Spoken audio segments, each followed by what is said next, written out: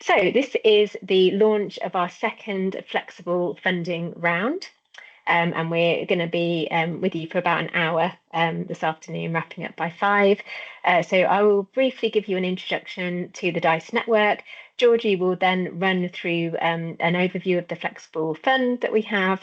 I will then go into a bit of detail about the different funding that we have available across knowledge exchange placements, feasibility studies, and demonstrator projects.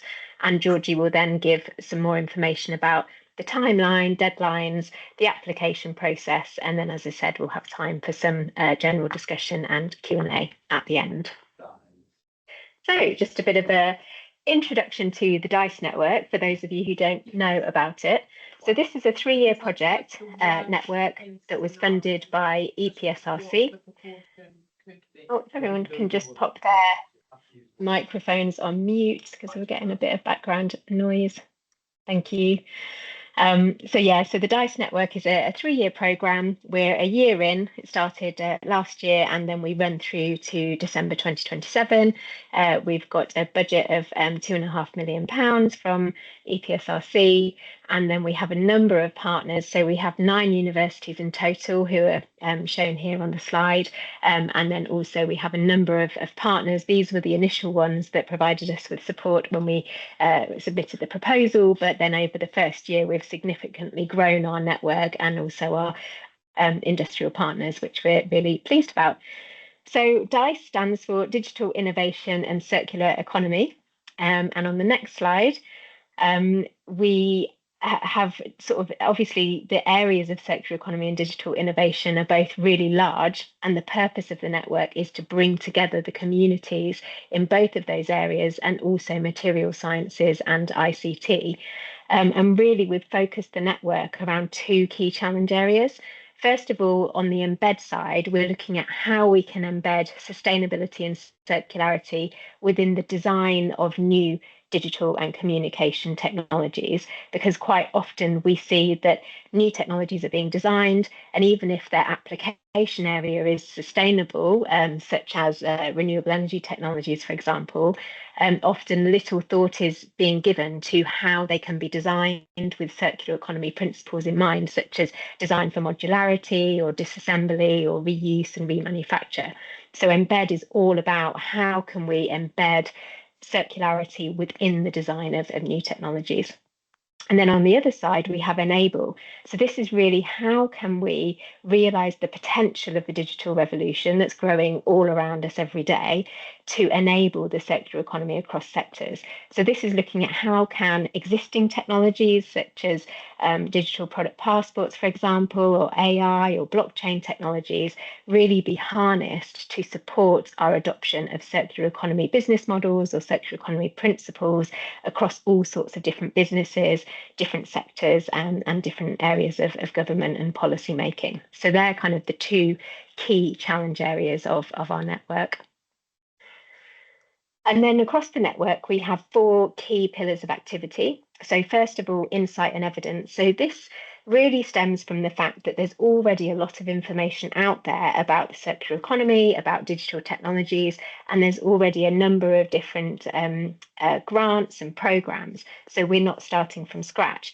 But one of the big objectives of the network is to signpost people to where they can find that knowledge and understanding, and to bring that together to develop a joined up whole system understanding of kind of the opportunities and the challenges in this space. And we're going to use that to inform a 10-year vision and roadmap towards a digitally enabled circular economy by the end of the network. Pillar 2 is all about capacity building and knowledge exchange. So how we can develop an evidence-based information and knowledge and solutions to educate and upskill members of the community. And also this is where our knowledge exchange placements fit in. How can we facilitate the exchange of knowledge across disciplines, across sectors, and across universities and different organisations? The third pillar then is research, legacy, and impact. So this is where we're facilitating different mechanisms of interdisciplinary and cross-value chain collaboration. This is where our flexible funding sits to support feasibility studies and demonstrator calls to kind of grow those opportunities and those seed corns of ideas and concepts. And then all of this is underpinned by our fourth pillar, which is an inclusive community. So inclusivity is at the heart of our network. We really want to reach out to those diverse voices, the non-usual suspects, so people that perhaps work very much in the digital space but haven't touched sort of circular economy and vice versa. So really to build and coordinate an inclusive community across all of these different spaces. And then we also have a theory of change, as every good academic proposal should have. So this is our theory of change, and really this is super important to help us keep an eye on the outcomes and the impact that the network wants to achieve. So we're running lots of different activities across these four different pillars, but really this is all aimed towards increasing the understanding of the opportunities and challenges at the interfaces of circular economy and digital technology. We want to increase the adoption of circular economy through the use of digital technology. We want to facilitate interdisciplinary research. We want to demonstrate national and international leadership to position the UK as a leading entity in this space. And ultimately, we want to have an impact on society, the environment, and the economy through the work that we're doing. So this kind of helps us to understand why we're doing this. And in terms of the funding that we're supporting, it should all align with our theory of change as well. So progress to date. Said we've been running for just over a year now, and the first year has been super busy setting up the network, bringing lots of different people together, and we've also produced some fantastic outputs already. So we have a number of different papers. We've managed to engage over 230 partners. We have a really lively and engaged early career researcher group that meets really regularly. We have a great presence on LinkedIn with over 520 LinkedIn followers. We have presented at all sorts of different events across the country and some international ones as well. So we're really embedded within the wider community on circular economy and digital. We had a fantastic launch event last year in London. And we've also done some deep dive research into the area of data centres, as that was identified by our network and our advisory board as a priority area. So we held a data centre roundtable with experts from across the data centre sector. And we're also going to be presenting at Data Centre World in just a few weeks to present the findings of that. And then we've sort of touched on all sorts of other events and communities. We put out a monthly newsletter. We've also allocated some of our funding already through the first round of our flexible funding call, which we'll go into a bit more detail on that. So yeah, this is a really busy slide, but hopefully just gives you a feel for some of the work that we've already done and the outputs that have been achieved. So just a bit more information about the challenge areas, because this is really important to frame the context of our flexible funding and the feasibility studies and demonstrators. So as I said, the first key challenge area is embed. So how do we embed sustainability and circularity within the design and development of new digital and communication technologies? So some of the kind of subtext under this is kind of how we can transform industries from linear to circular, taking a whole system approach. And we undertook, or Diego undertook, an extensive literature review, and that identified that studies so far have tended to focus on circular economy within downstream functions, so focusing on production, use, and disposal within a linear system, instead of focusing kind of on that upstream area of redesigning products and services and the system itself. So quite often within a circular economy, there's a lot of focus on waste and recycling, whereas actually a lot more value can be retained if we focus upstream on design and the way things are produced. And what we've found is that there is a lot more literature available on how digital technologies can enable circular economy, although this also is quite disjointed and it definitely lacks prioritization. So at the moment, it's unclear which digital technologies we should be investing in and we should be supporting to get the maximum impact from our transition towards the circular economy. And also within the embed challenge, actually, there's not that much literature available on how circular economy principles are being embedded within digital technology across different sectors. So this is why, in terms of our feasibility studies, this is a really important area for us to focus on. We'd really like to see studies that really tackle this embed challenge across different sectors.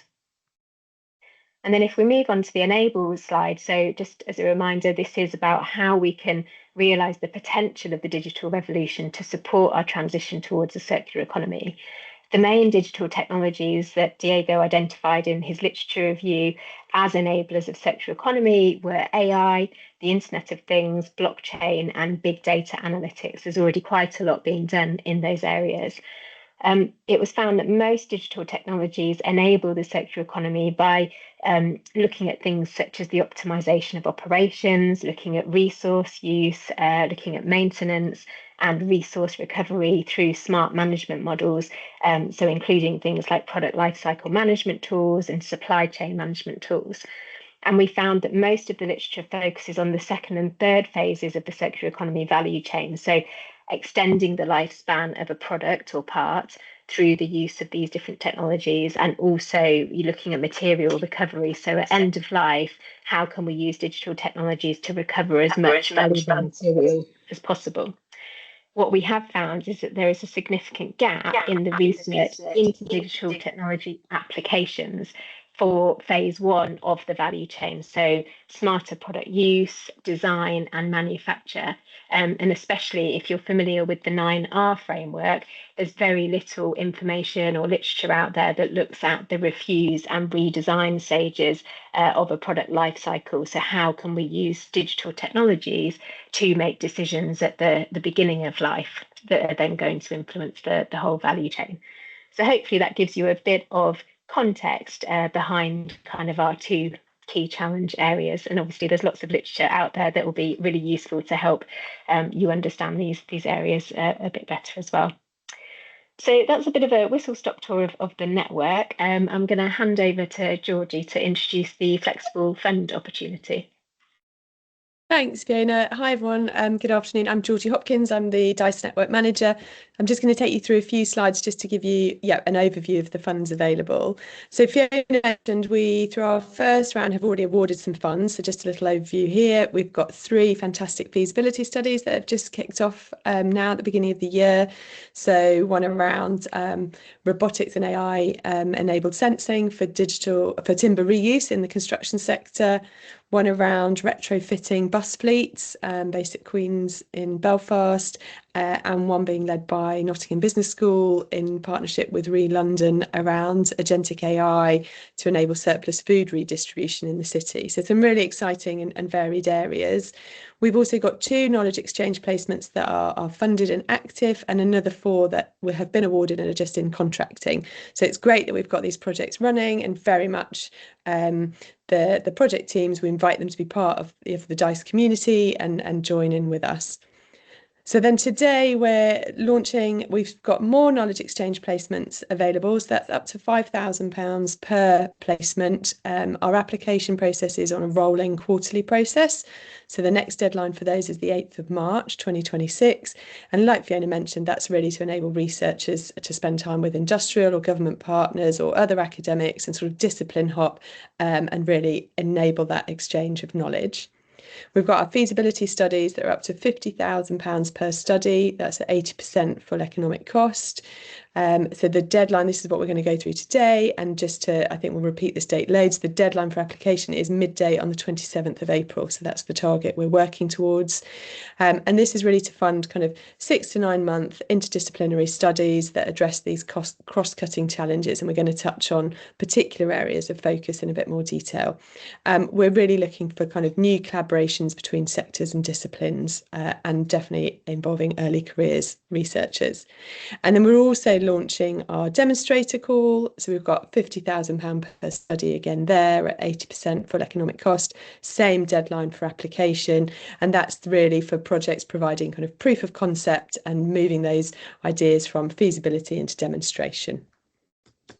So just to give you a snapshot, these slides are available on the website, so I won't go through all the details, but just to show we expect another 6 knowledge exchange placements to be funded. We've got funding for a further 3 feasibility studies in this call and 2 demonstrator studies as well. So there's a healthy pot of funding available at this point in time.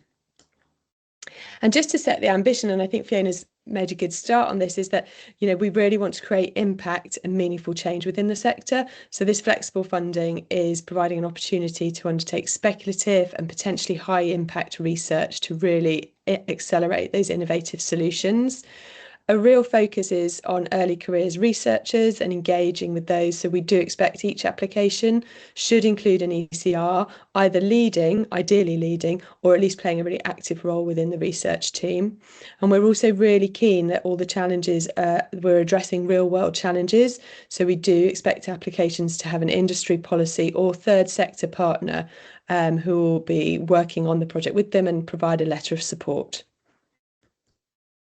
As Fiona mentioned, one of our kind of cross-cutting pillars of activity across the whole network is around inclusivity and developing our community. So EDI is a really strong focus for us, and we recognise that value of every individual. We want to encourage and support and respect ideas from everybody to ensure that our activities are inclusive and representative of the diverse communities that we live in. So we want to instil that across all our activities, including our flexible funding. So our process, which I'll take you through towards the end, is steered to ensure that it's kind of anonymised as best as possible, and EDI considerations are a core element of the process. Again, also in terms of accessibility, we'd welcome your reach out. You can reach out to myself or my colleague Kate Frewer if you've got any specific requirements that would help you enable your participation in the funding call. Please reach out and get in touch, and we can make the adaptations as best as possible. Another key pillar is around responsible innovation, which a lot of people are probably familiar with. There's a kind of key process championed by EPSRC and the wider UKRI team, and it really takes on board that wider impact of research and innovation into account. So what we're aiming there is to ensure that unintended negative impacts are avoided with our research, and that any barriers to dissemination, adoption of research are reduced. And what we expect here, and there's an element of this in the application process, is that for anyone applying, that researchers involved in our studies, we'd like to ask you to kind of anticipate, reflect and engage on the ethical and societal impacts of your work. There's a lot of information through the UKR website that can help support this. And again, please reach out if you'd like any assistance in that area. As I mentioned earlier, we expect all of our funded projects to kind of join our DICE community, so and become a core part of our network. Awarded projects are required to kind of acknowledge the funding and support naturally from EPSRC and also the DICE network when you're promoting your work. And you would be invited to participate in all our DICE network events and requested to present your project updates in person at our kind of annual conferences. Eligibility, just some key highlights. There are documents on our website which I would really encourage you to read through in detail, particularly around these areas. But just for a couple to whiz through, funding is available to higher education institutes, research council institutes and independent research organisations in the UK that are normally eligible for UKRI funding. So do follow those guidelines to ensure that your institution is eligible to funding. We do, through the projects, allow subcontracting, but we wouldn't expect to fund a proposal where more than 40% of the award is subcontracted. Individuals can submit or be named on more than one application, you're welcome to do that. Match funding from industry, policy or third sector organisations is both permitted and very much welcomed. We're all about impact. So if we can use these funds to help amplify other funds and extend work and research, that's fantastic. Project partners must be organisations with a research or innovation base. They can be based outside of the UK, provided there's a clear link back to the UK. And an organisation should only be named as a project partner if it's providing specific contributions, and that might be cash or in kind to the project, and they will need to provide a detailed letter of support. So like I said, there's a full document under each of the flexible funds on the website, and I would request that you have a good look through those. So Fiona, I think I'll head back to you on the 3 different pots now, just to cover some details. Great, thanks, Georgie. So first of all, thinking about the knowledge exchange placements, the purpose of these is to provide interdisciplinary and cross-sectoral knowledge exchange related to all aspects of the DICE network and our key challenge areas. So the objectives really of the knowledge placements are a well-planned and hosted placement of between 1 and 3 months with either a UK or an international organisation. As Georgie said, international is fine, but it must have relevance back to the UK. It also is an opportunity to provide academic partners with first-hand experience in an industry or a government context across disciplines related to the DICE network challenge areas. We also would like to see the development and sharing of knowledge with hosts, so the transfer of academic knowledge into industry, and also that experience of working within industry back into academia to identify and expand on specific research gaps and propose steps to address them. And also the funds may be used for academics to attend events or conferences outside of their normal disciplinary area or research or practice. But if the funds are being used to attend a conference, we wouldn't just expect the project to be to attend a conference. It's very much focused on that knowledge exchange between different partners, and you definitely need a partner to support the application. So as Georgie mentioned, the funds available, there's a maximum of £5,000 per placement. We currently have enough funding to fund 6 further placements in total, and all of our funding is awarded at 80% FEC. So the maximum total placement cost could be £6,250, and we would then provide the £5,000. So that's how the 80% works. The lead institution, therefore, will need to provide the remaining 20% cost. Funding can be used to cover all direct costs, such as travel, subsistence, accommodation, and related consumables, but it's not intended to be used to cover salary costs. The lead institutions will be expected to support the overheads for any staff that are on the placement, and applications where a portion of the placement costs are met by industry funding are also very welcome to support that additional 20%. So the timeline for our knowledge exchange placement, so this is the 3rd round. As Georgie mentioned, it's a rolling opportunity, so we batch our applications as we receive them, and the next batch will close at midday on the 9th of March. The decisions will be made, and then you'll be notified on the 30th of March, and then we expect all projects to start from the 1st of June this year. If we don't manage to fund all 6 knowledge exchange placements in this round, there will be a further round, and submission for that will be on the 8th of June, and then dates subsequently following that. So moving on to our feasibility studies.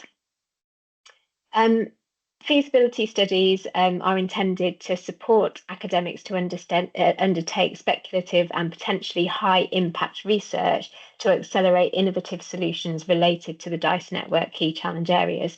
So feasibility studies are really great because they allow you to undertake, as it says, kind of higher risk research or speculative kind of seed corn areas of research that perhaps wouldn't normally be funded through any of the traditional UKRI routes. So really the research is to accelerate innovative solutions that promote the adoption of a digitally enabled circular economy. We would like to see innovative proposals, evidence-based and applied research that really takes a whole system approach. the study should result in increased confidence in the proof of concept that you're developing, which then has the potential to attract further prioritization and funding in the area. So we would really hope that you would have a plan for how to expand your feasibility study and then apply for further funding after the study is complete. And an application should include or be led by an early career academic, as Georgie mentioned, and they should involve at least one industrial, government, or third party partner to ensure real world application and impact and transfer of that knowledge. So as a network, we have done a lot of horizon scanning and a lot of research into the key areas where we feel that circular economy and digital innovation really has an opportunity to create impact. And so these are the 5 areas that have been identified by our network and our advisory board as real opportunities for the development of impact. So one is around data centres and material intensity and e-waste in particular. The other is space and how we can extend the use and end-of-life recovery of critical raw materials currently used within the space sector. The other sector is semiconductors, so looking at component manufacturing and substitution, and again, extended product lifetimes. Another sector that we're really interested in is renewable energy technology, so how we can extend the use and end-of-life recovery, again, of critical raw materials and the technology that's being developed to support renewable energy within the UK. And then finally, we're really interested in the area of telecoms, so looking at consumer device take-back and end-of-life materials, and really, again, how those critical materials are being used across the telecom sector and how we can implement more circular models of production and consumption. So I'll just say a bit more about those challenge areas, actually, because these challenge areas, as I said, have been prioritised by the network. So we would love to see applications that target these areas. That doesn't mean to say that you can't develop research proposals for feasibility studies that lie outside of these areas, but these are the areas that have been identified by our network and advisory board as being prioritised by the network. So just going on to the process. So as we mentioned before, there's a maximum fund of £50,000 per project. Again, this is awarded at 80% FEC, so the maximum total project cost could be up to 62,500. The funds that we currently have allow us to fund a further 3 feasibility studies in this round. So this will be our final round for feasibility study funding. And as we mentioned before, the lead institution must be willing to provide the remaining 20% FEC. As similar to the knowledge exchange placements, funds can cover both directly incurred and directly allocated costs, including investigator time, travel and subsistence that are appropriate to deliver the project, and consumables. So the difference being in this that actually feasibility studies can cover investigator time, which is slightly different from the knowledge exchange placements. And the duration of each individual project should be between 6 and 9 months. And then again, applications that include some support from industry in terms of the costs are very welcomed. And then moving on finally to our demonstrator call, I realise that we're going through lots of information here all at once. So yeah, as a reminder, this webinar is being recorded and we'll provide you with the slides afterwards so you can go back and look at all of the detail. So moving on to the demonstrator calls. The purpose of our demonstrator calls is really to prove innovative concepts that are working in practice through things like prototypes or pilots or proof of concept demonstrators that promote the adoption of a digitally enabled circular economy. So really, this is an opportunity to move from proof of concept through to application. So we're really looking at that applied element here of research. So we're looking for, again, innovative, evidence-based and applied research that takes a whole system approach. we really are looking for demonstrators that build upon prior research work or equivalent proof of concept that can create tangible working illustrations of potential real-world applications and wider adoption and impact. So really, we're looking at that impact for the demonstrator calls. Applications should be led by or include an earlier career academic, and should involve at least one industrial, government or third sector party to ensure real world application and impact. So just a quick reminder in terms of the difference between our feasibility studies and our demonstrators. So really demonstrators build upon prior research or equivalent proof of concept. So they really should be demonstrating that some research has taken place and the findings of that are going to be used to move towards application within the real world. Demonstrators should also move beyond theoretical feasibility to quantified or to evidence-based implementation, so providing that evidence of scalability and replication across sectors or different contexts. So the different areas of the DICE network to potentially focus on, we've listed here some example projects that you might want to consider, but again, the demonstrator call is not limited just to these. So these are just some examples. So for example, demonstrating how products, processes or systems can use digital technologies to enable innovation in circular economy implementation in different contexts and sectors. Piloting advances in AI and machine learning to accelerate the adoption of circular innovation within industry, demonstrating the application of digital technology to accelerate the wide-scale adoption of different business models, such as product as a service, including digital product passports, looking at piloting the use of digital technologies to gather evidence for implementation of circular economy initiatives across a range of different contexts. And then finally, another example could be prototyping the socio-technical aspects of new circular economy digital system adoption, including, for example, approaches to address ED&I in the circular digital revolution. So again, these are just a few examples of the way that you might use the demonstrator funding. And the funds available for this, so we have a maximum award of £50,000 per project. Similarly to the feasibility studies, these are awarded at 80% FEC, and we have funds available for 2 demonstrator projects, so totaling 100,000. Again, funds can cover both directly incurred and directly allocated costs, things like researcher time, travel, subsistence, consumables, and the duration of each individual project similarly should be between 6 and 9 months. And again, we welcome industry funding to support your application. So that's a whistle-stop tour again of kind of those 3 key areas, and I'll hand over to Georgie for more details on the timeline. Thank you.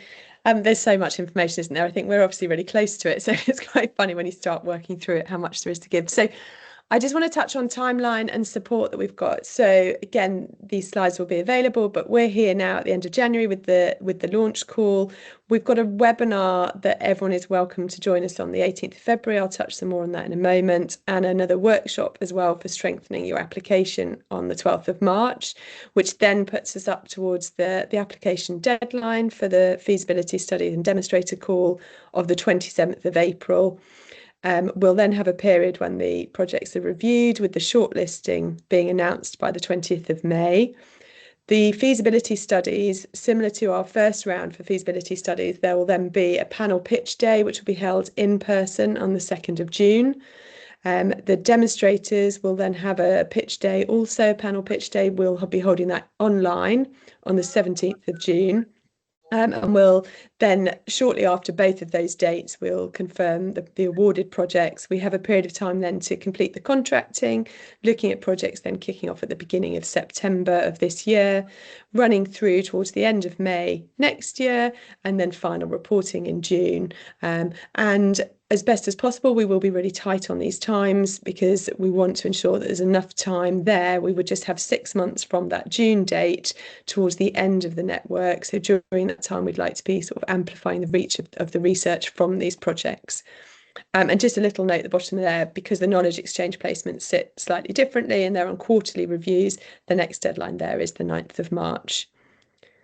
Really importantly, as a network, we're here to support. So in any way that we can help you with your proposal development, we'd like to. So that might be your project development in terms of your concept and your application, including collaboration with non-academic partners. We've got an extensive network team. So if you'd like some help with some mentoring to kind of help you access and build your project support network, we can help with that. And importantly, on that networking piece, we really found through the first call that helping to link researchers with industry policy and third sector parties was really important. So we've built on that this time, and we've actually got a collaboration notice board. So you're really welcome to go to this. It's a Padlet. There is, I think, Kate, you've got kind of administrator rights, haven't you? So you're welcome to post on there, and then Kate will be keeping a close eye on it and posting them live. But you can pop up there if you've got details around from an industry or third sector, the challenge focus that you're looking at, project idea from a research point of view, what research area you'd like to look at, and that just helps everyone with collaboration. So please do take advantage of that. And then the couple of dates I was mentioning, so Wednesday the 18th of February, we're running a webinar around real world application and impact. You can register through Eventbrite to join us. It's open to everybody. Our plan for this hour-long webinar is that we want to use it to connect researchers with industry policy and wider network partners. So we're intending to bring a number of those partners to the event, and they'll share very short updates on their experience navigating these real world challenges in transitioning to a circular economy, which will just give a little bit of further insight, opportunity for networking, so you can hear about the challenges, exploring how digital innovation could help address them, connect researchers and organisations looking to collaborate, and then really provide that kind of springboard to begin the shaping of research proposals aligned with the priorities that we've discussed today. And then the next event that we're running is a workshop around strengthening your application. So we did this retrospectively after our last funding call, and it was really well received. So we wanted to do it obviously in advance this time. So it'll be a workshop that will run for 2.5 hours on Thursday, the 12th of March. And we'll be drawing from insight from successful applications. It will be an opportunity for learning further tips and tools for developing your funding proposal and crafting that strongest application. So particularly, it'll be about how to respond to the application criteria, learning practical tips around developing those collaborations for your proposal development, utilising the EDI cards to explore and strengthen the EDI considerations of your research, and again, develop the shaping of your research proposals in readiness for submission. So we've got those two key events. Please do sign up. They're there to really help and support the applications that hopefully you'll be working on. So I'm now going to take us through the application process as briefly as possible, and again just refer you to the documents, the FAQs that are on the website, and that's really it. I wouldn't say that this replaces you going through that information, but hopefully it'll help just highlight the key parts. So like I mentioned, all the information and forms are available to download from the website. That's all live now. These slides will be available, and you've got the links there towards the knowledge exchange placements, feasibility studies and demonstrators. In submitting your application, because we go through and we anonymise the review, and so we remove as much personal information as possible and ensure that it's really the project information that our reviewers are reviewing, we have a Part A document and we also have a Part B document. So you'll need to complete both of those when you submit your application. There's also an EDI questionnaire. That's one per applicant. That's voluntary, so that's your choice whether you take part in that. And then also you'll need to submit project partner letters of support. Ideally, just from an administrative point of view, if you could combine those into one PDF, should you have more than one letter of support, that would be fantastic. and you need to submit your application to myself at the Dice Network email address before the application deadline. I would just say as well, we will, as quickly as possible, so ideally within 48 hours, we will confirm receipt of your application. So if you haven't had an email back from us to say, thanks for your application, it's now being processed, please do chase just to make sure that you've used the correct email address and it has been received by us. Within the forms, just to clarify, the project lead will need to confirm that you've fully completed the required documents, that the project has been appropriately costed and the budget has been approved by the staff at your lead institution, that your proposed project is eligible to receive UKRI funding. Again, that's the onus is on you to confirm and check that. And the project adheres to UKRI principles of responsible innovation. So we do put that burden on the project lead to be confirming when you're submitting.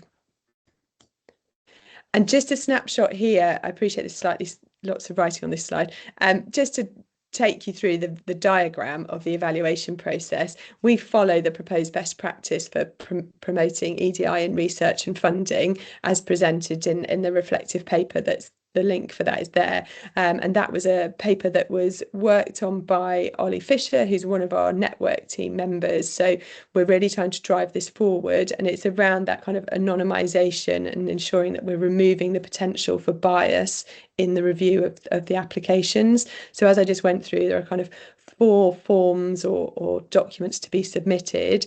What Kate and myself then do is we then split those out and ensure that they go to our review team just with the part B and the letters of support, so it's anonymised. There are 2 independent reviewers who review each application. We then do a kind of sifting meeting, taking back the scoring from each of those applications to create a shortlist. Those who are shortlisted are then invited to the panel pitch day, when they'll then have a pitch slot to present your project. And then again, there's another scoring criteria of that. And the panel, which consists of 4 independent people again, will then decide which are the successful projects to be funded. So this is the process we've worked through. It's been used in other funding allocations previously, and it's the process we used in our earlier funding. And just a guide on selection criteria that we'll be assessing against. There's 5 key headlines. Those are weighted, as you can see there. So we'll be looking at the quality and novelty of the proposed placement or project. We'll be looking at how it complements the work and the challenges of the DICE Network Plus. We'll be looking at the likelihood of achieving wider impact. We'll be looking at that consideration of EDI principles, and we'll be considering the project management within that. And within each of those criteria, the project needs to meet a minimum 50% threshold to be able to be considered for funding. So it's not the case that we can necessarily score highly in any 1 or 2 and very low in others. We are looking for strong all-round applications. So like I mentioned, there's much more on the website, but hopefully that takes you through the headlines of the application process. And I think we've got a bit of time for general discussion and Q&A. Great, thanks, Georgie. So we've had a few questions and quite a few of them have already been answered. Thank you, Kate. Let me see. For questions there, please do feel free to put your hand up as well if you want to come in and ask a question. Just a question from Melanie about the how to anonymise the applications and how this could be done if building on our own previous research, especially for the demonstrator call. Georgie, from previous experience, we ask participants to try and anonymise their applications as much as possible, but we also go through a process internally where we try to redact any information before it goes through the review process. Is there anything else you wanted to say about that? No, and it is really tricky. What we're really keen to do, like we said, we do redact as best as possible, but we're really mindful that's a very manual process. I'm sure there's probably some AI tool that could help, but we do that, and again, ensuring that we're not compromising the application in any way, but wanting to keep it fair. So we do ask that in part B, that main form, you do try to not include personal information as much as possible. And then for the second question on that about how do we anonymise letters of support, it's in the same way. So essentially, we're asking the partner to support the research. If they mention by name the applicant, we will redact that once it's been submitted. But essentially, it's the research that they're supporting and the concept that's being applied for. Sonic, do you want to come in? Yeah, thanks, Fiona. I'd like to continue on the Melanie King's question here, because I get it if it's previous research outside the DICE network, but what if successfully awarded in the first round and want to go into a demonstrator? That will be quite clear. We would be working on it as saying that's what they've been prepared for already, meaning it's impossible to anonymize, I would say, unless we do something totally different, which would not make sense. How can we get around that? How will that be perceived by you? Do you get what I mean? Yeah, I do, Sonic. Yeah, and it's a really good challenge to have. I don't have the answer off the top of my head, to be honest.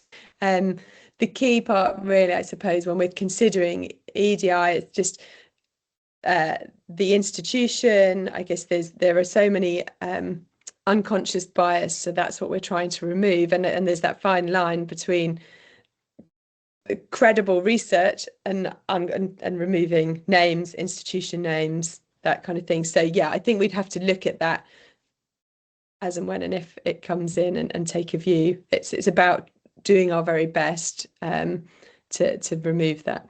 Because names and so on, quite easy. Titles, ideas, they as easy to connect, to see the connection. But thanks. We'll see how we get around that, though. Yeah, one thing as well, actually, Sonic, thinking about it, if there were those cases, because we have a big bank of reviewers as well, so it's the network team, it's the advisory group, and will likely, depending on the number of applications, be calling on wider network partners as well. So I'm very mindful of who reviews what. So I guess we could also revert back to, if there is a connection, who reviewed the feasibility if it was an earlier application, and make sure that there's no crossover and so we have two completely new independent reviewers as well. All right. Thanks. Right. And I mean, I know it is kind of quite a hassle to go to the extent of making these anonymous, but we've been through several rounds in this project, but also previous projects that's really identified that going through this process of anonymous review is really beneficial for the outcomes from an ED&I perspective. It really focuses the mind of the reviewer to really look at the idea that's being proposed rather than associate it with a person and their different characteristics. So this is why we're doing it, because we really want that diversity of applications to come through and be acknowledged. So a couple more questions. Can previously submitted projects that got to the interview stage be resubmitted? Yes, they can. That's absolutely fine, but we'd just really encourage you to look at the feedback that you got in previous rounds and understand why it wasn't funded, and then obviously change your or modify your application accordingly to really try and strengthen those areas that that you got feedback on. And then Kathy asks if you have led on a funded project before as part of your company alongside senior academic role, but do not have a PhD. Can you be considered an early career researcher? It's a good question. And yes, I think so. I mean, we go by the UKRI guidance on what constitutes an early career researcher, but different roles in terms of a postdoc or a lecturer or an impact fellow would all fall under an early career researcher definition. So yeah, that should be fine. And if you have any particular specific questions, then please do get in touch with us and we can reply on a more case specific basis. And then hopefully, Marion, thank you for your earlier question about matchmaking. We found in the first round of feasibility studies, the matchmaking that sort of spun out as a result of this webinar was really, really helpful. And it really helped sort of early career researchers identify project partners and vice versa. So please do make the most of the support that that Georgie went through in terms of the Padlet. If you are a company that has an idea and you're looking for research support, please do post it up on there.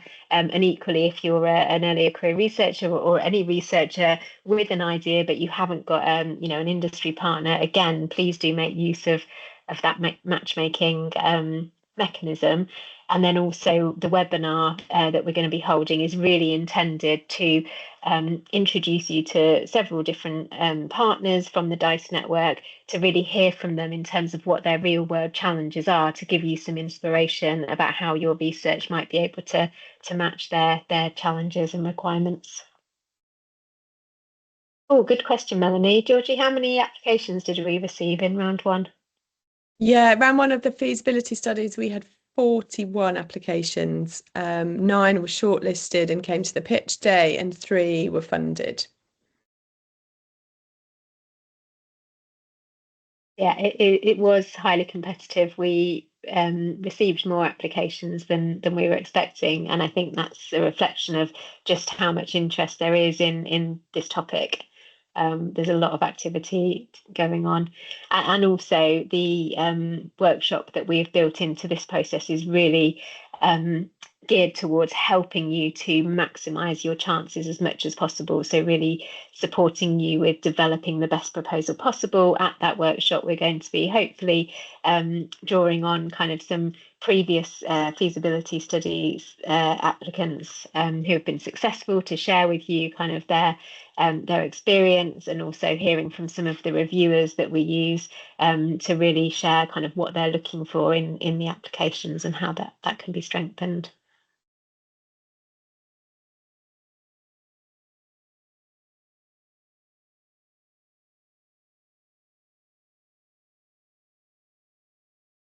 Great. Chen, do you want to come in? Hello. So, Hi. hi.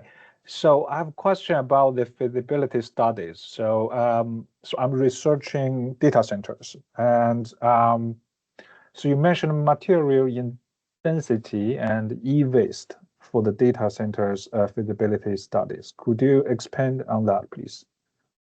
Yeah, I'm going to, as Diego is on the screen, I'm going to hand over to him to answer that question. He's our data center expert. I wish I was an expert, but yeah, we've been researching quite a bit. You know, different parts. From material intensity, we see, of course, kind of like what we define as the data center infrastructure would be like the different components, like racks, you know, servers, CPUs, GPUs, even you know, the cooling technology, all the materials that actually form part of it. That's kind of like what we've been looking into. But also from an energy, water, and land perspective, that would be interesting to look at. That's something that the current research that we're doing is not covering. It's out of the scope. But that you know, from a circular kind of perspective and material intensity, that's the area that we've been looking into. I hope that answers. You can follow up with if you have a specific interest. Yeah. So my thoughts are, if I manage to make the computing in data centers more efficient, so it is equivalent to for the same amount of jobs you need to do, you need less racks and hardwares. So is that sort of like Yeah, well, it could be. I guess this comes more from also software, how the algorithms behind, right? So that might be, if the benefit is actually reducing the material intensity. That's something that for sure could be actually you know, in the scope. Okay, thank you.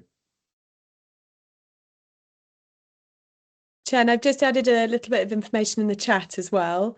And there is a bit more information sat within the PDF around the feasibility study call that might be helpful to look at. Great, thank you. Great. Can't see any more questions for the time being. Please do raise your hand if you want to come in. The final few minutes. As we mentioned, all of the information about all of our funding calls is on the DICE website. It's quite extensive. There's also an FAQ, so any questions that you have might already be answered in that.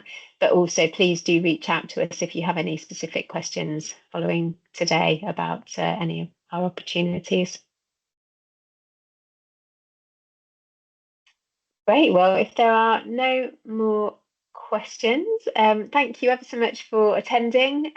We really look forward to working with you on your applications for those of you who apply, and also welcoming you if you're not already members of the DICE network. Please do sign up to our newsletter and follow us on LinkedIn and our socials to hear about the events that we're running. Oh, last minute question from Mohammed. For the feasibility studies, does lacking a support letter result in a desk reject? Yes, unfortunately, we do require a letter of support for all of our applications. Yeah, we can. What we've done before is we've helped some people sometimes if they reach out and we have someone in the network, we can connect you. Yeah. So if you are struggling with an industry partner, please do let us know and we can certainly help there. And yes, please do email if you've got an idea that you want to explore with us. That's absolutely fine. Great. Okay, well, thank you very much. I think we'll call it a day. Any final comments, Georgie, Kate, Diego? No, thank you for joining us, everybody. Yeah, thank you. Reach out if my email. I'll put my email there as well. Just so you have it. There we go. Thanks, Diego. Brilliant. Thanks all. Hope you have a lovely evening and look forward to connecting again soon. Thanks. Bye. Thank you. Bye-bye.